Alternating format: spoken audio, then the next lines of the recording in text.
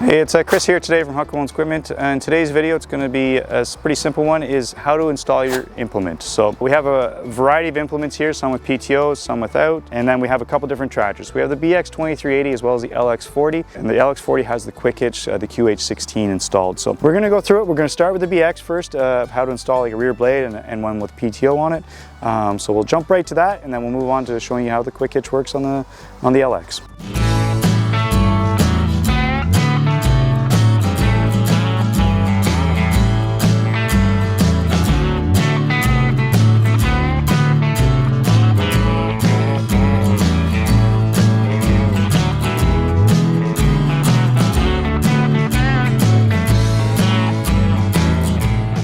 Okay, so the first implement we're going to install is on this BX2380 here. So it's an RB0560, just a rear blade. Pretty slick and simple. You see you have your top link and the two arms that have to go on here. So arms down low, top link up top. There's a few adjustments you want to do beforehand. So basically these arms have to go out wide to get on here, and then this has to be kind of turned out to get out to here.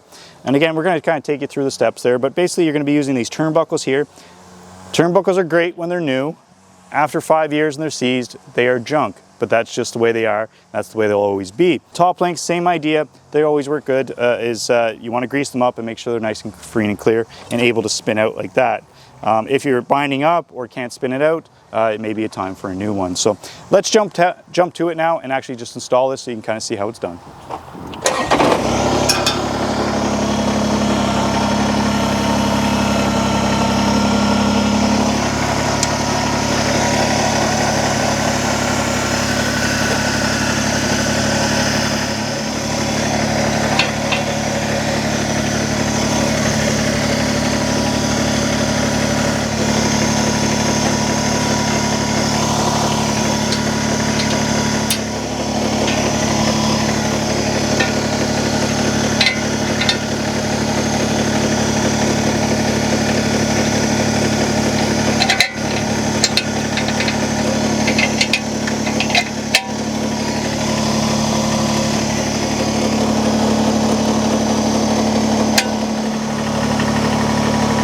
So now that you have your implement attached, there's a few things you're going to want to be checking afterwards. So in this case, because it is rear blade, the first thing you're going to want to do, lift that stand. You got to get it out of the way.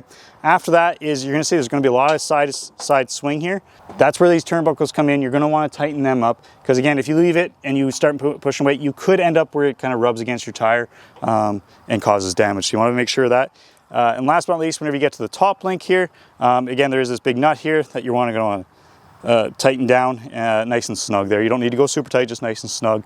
Whenever you get up into things with vibrations, so like a rotary cutter, you're going to want it really tight, otherwise it's going to vibrate off. Side to side level, that's where this adjustment comes in. Again, adjust it as needed, snug down that nut on the top there. So that is how you install a rear blade on a BX2380. This will also apply to pretty much every non-PTO implement in the Land Pride lineup. Okay, so now we've moved over to the snowblower here. So this is a standard Kubota K51 rear snowblower, matches up to a BX tractor. So you'll see it's a little bit different of a style than what we saw on the rear blade. Is you'll see multiple positions for the lift arms on the side here. So 3 different positions. Again, you will see.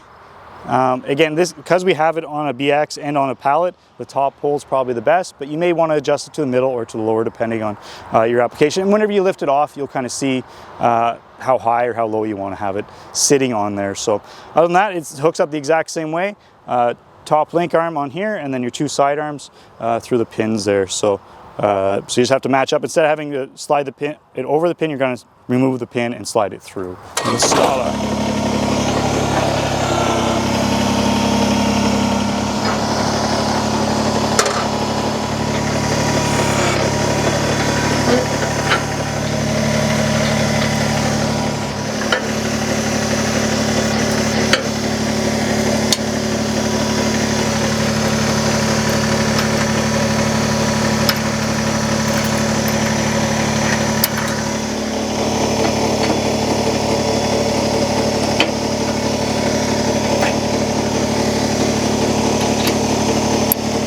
now at this point, as you can see, whenever we were even hooking it up, you had to kind of play with the arms to get them down and under and in. Especially by yourself, there'll be some playing around that way.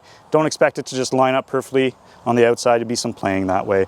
After this, the last stage on this one, because it is a PTO implement, you'll see we only have half of it. It hasn't been cut to size, is why we haven't attached it here. So yeah, there's under the cover. That's your stub shaft on the PTO end for your tractor, where this end, well, we don't have the end here, we'll slide onto there. We'll show you on the RCR how it works. So let's skip over to the quick hitch style now. So we have the LX 4020 here. We got a QH16 installed, and then we're going to be showing it on the box plate here in the rotary cutter. So non-PTO to a PTO unit, how it comes on and off. Basically, whenever you have a quick hitch, it's going to install how those other implements did that we demonstrated. Basically 2 pins up top and a pin through for your top link. All your adjustments are going to be the same for making things sure that are level and operating correctly for you. But again, as you'll see in the video, it is quick and simple to take units on and off whenever there's no PTO involved. So let's skip right to that now and show you how it's done. To remove it, you just lift the 2 handles. And then he's going to drop the 3-point hitch down and then drive away. To reinstall it, you're going to you can either leave it open like this, or you can actually put the handles down if you're by yourself, so you don't have to get out of the cab, and you're just going to hook it up. It's spring loaded to hook up as you go.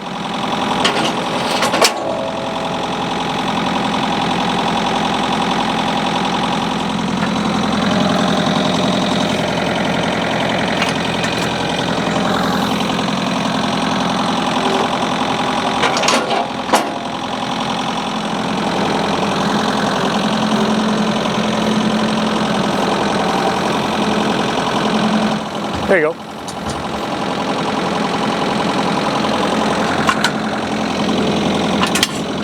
As we mentioned before, whenever things come with a PTO, it's a little bit different whenever you're hooking it up. So again, there's a few different things you're looking for. Again, make sure you're all hooked up here, that your arms are down, everything quick hitch is aligned, your pins are in, and everything's looking good.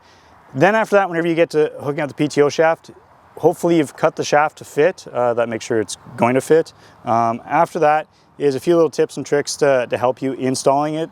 Is hopefully everything works out, because there isn't a whole lot of tips. So basically you're just going to lift the cover up, make sure everything's lubricated on both ends. You'll see some grease on there, and you'll see here that there's a button that we're going to be pressing. It's nice and shiny. You want to make sure that it compresses. It's spring loaded, but if it's not moving, you're definitely going to want to spray some stuff on there, make sure it's lubricated and that it slides. So after that, it is 2 shafts together. So this is going to move forward, and then it's going to slide on there. So you're going to compress the button, and then it's going to rotate on and slide onto that shaft.